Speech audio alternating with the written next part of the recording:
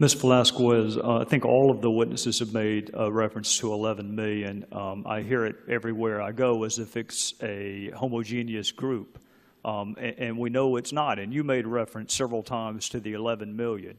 Would you agree with me that those members of the 11 million who can't pass a background check shouldn't be on a path to anything other than deportation?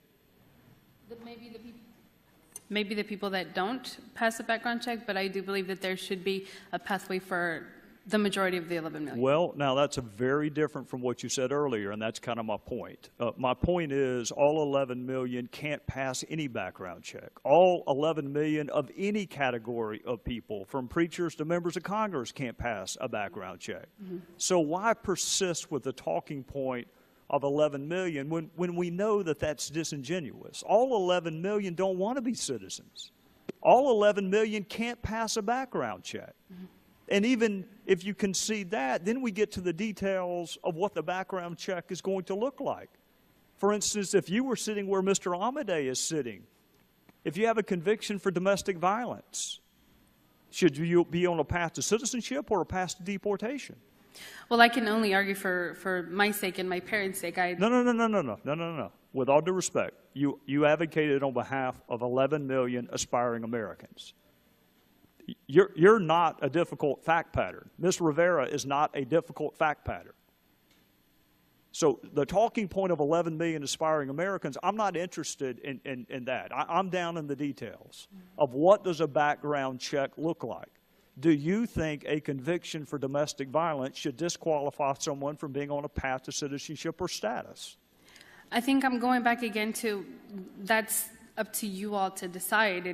Well, if it's up to us, then why do I constantly hear 11 million if it's one monolithic, homogeneous group? Why? I mean, why not just say what you said, which is there are subgroups that warrant different levels of scrutiny. For instance, children who were brought here with no criminal intent, that warrants one level of scrutiny. The parents who brought them here who can fashion criminal intent warrants another level of scrutiny. Those who have misdemeanor convictions have one level of scrutiny. Well, those who have multiple misdemeanor convictions have a different level of scrutiny. Those who have felony convictions have a different level of scrutiny. Why is that not the more honest response than to talk about 11 million aspiring Americans? Well, honestly, I'm in no position to tell you who deserves what, and I don't know what you would do. How would you decide that one person deserves something that the other doesn't? So, well, it's not hard for me. I spent 16 years prosecuting people for domestic violence. That's a disqualifier to me, even though most states consider it a misdemeanor. So with all due respect, the devil is in the details. Right. The bright line, you know, people don't have any trouble with that. The devil's in the details. I'm out of time. I'll just say this on behalf of all four of you were very good, persuasive witnesses, even if I don't agree necessarily with everything that's said. I think you're here in good faith. You've contributed to the debate. When I see quotes like I did today from someone named Dan Pfeiffer, who apparently works for the president. I think it's the same Dan Pfeiffer that once said the law is irrelevant. And he tweeted out today that our plan is to allow some kids to stay but deport their parents. He summarized this entire debate with that tweet. So I want to compliment you and thank you for not being a demagogic, self-serving political hack who can't even be elected to a parent advisory committee, much less Congress, which is what Mr. Pfeiffer is. I want to thank you for not being that and understanding these are complex issues where reasonable minds can perhaps differ. And with that, on behalf of all of us, thank you for contributing to this issue. It's my conclusion. Sure, it's my conclusion, but I'm reporting what the team thought and their supervisors. As I said, this was, as painful as it is for people sometimes, this was not a close call. I think questions are fair. I think criticism is healthy and fair. I think reasonable people can disagree about whether I should have announced it and how I should have done it. What's not fair is any implication that the Bureau acted in any way other than independently, competently, and honestly here. That's just not true. I knew this was going to be controversial. I knew there'd be all kinds of rocks thrown. But this organization and the people who did this are honest, independent people. We do not carry water for one side or the other. That's hard for people to see because so much of our country, we see things through sides. We are not on anybody's side.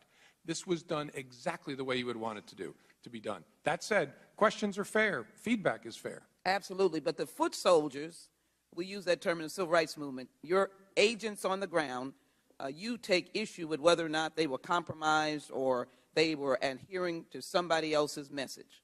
Is that what you're saying? Absolutely. You can call us wrong, but don't call us weasels. We are not weasels. We are honest people, and we did this in that way. Whether you disagree or agree with the result, this was done the way you would want it to be done.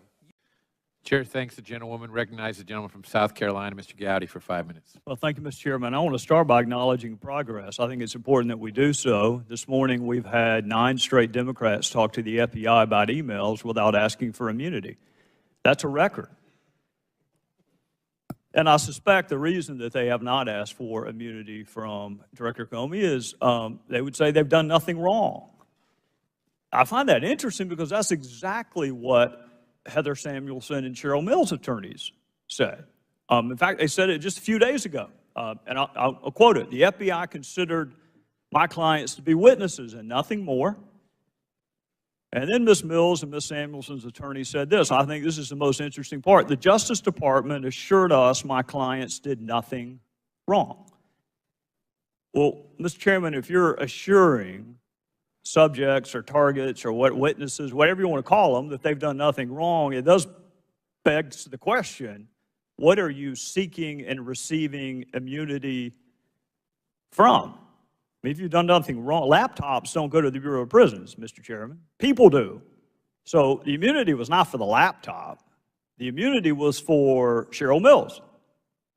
And if the Department of Justice says you've done nothing wrong, it does beg the question of why you are seeking or receiving immunity. And it could be, Mr. Chairman, for a couple of different, it could be for the classified information that was the genesis of the investigation. It could be for the destruction of federal records, which came from that initial investigation, or it could be both. Mr. Comey, I want to ask you this. Did the Bureau interview everyone who originated an email that ultimately went to Secretary Clinton that contained classified information? I don't think so. Nearly everyone, but not everyone.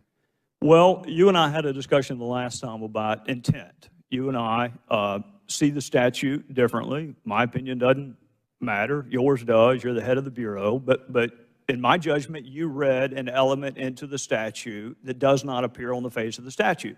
And then we had a discussion about intent. So why would you not interview the originator of the email to, number one, determine whether or not that originator had a conversation with the secretary herself?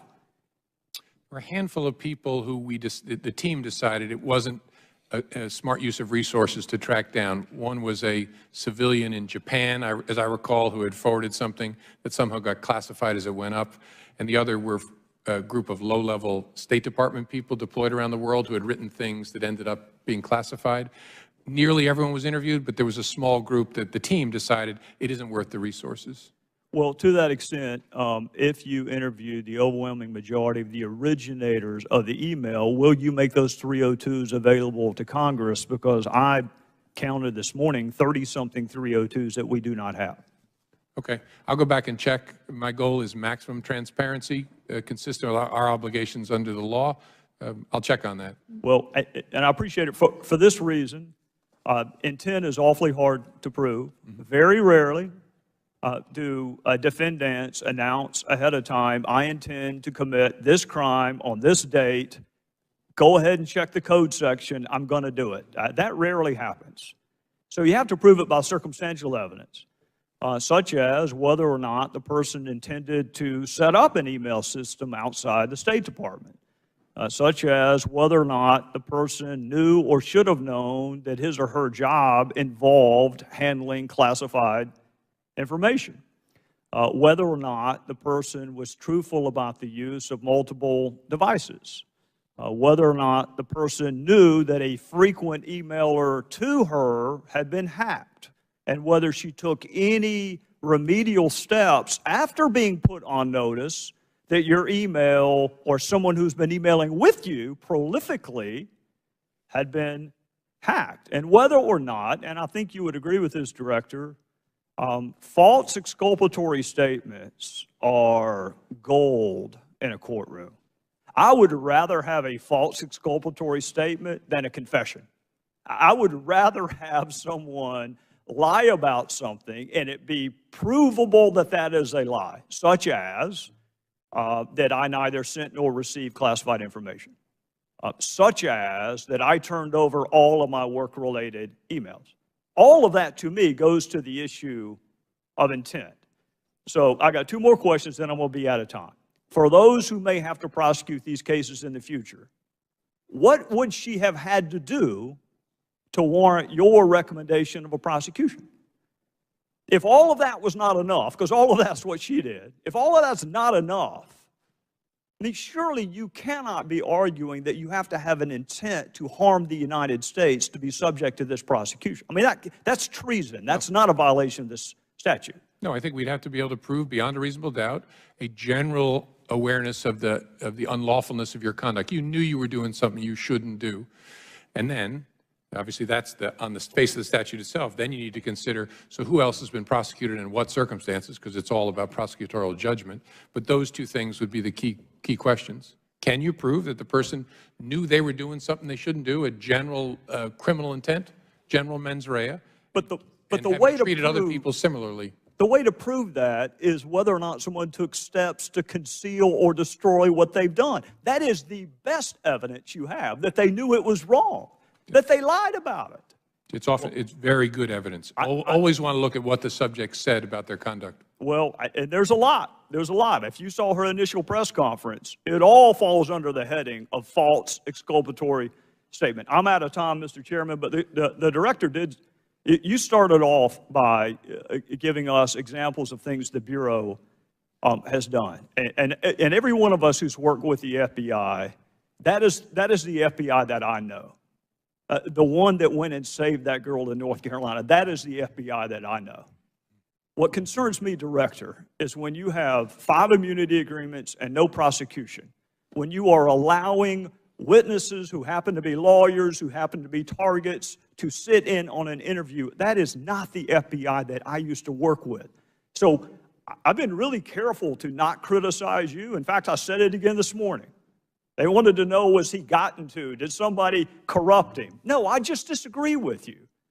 But it's really important to me that the FBI be respected. And you got to help us understand, because it looks to me like some things were done differently that I don't recall being done back when I used to work with them. And with that, I would yield back to the chairman.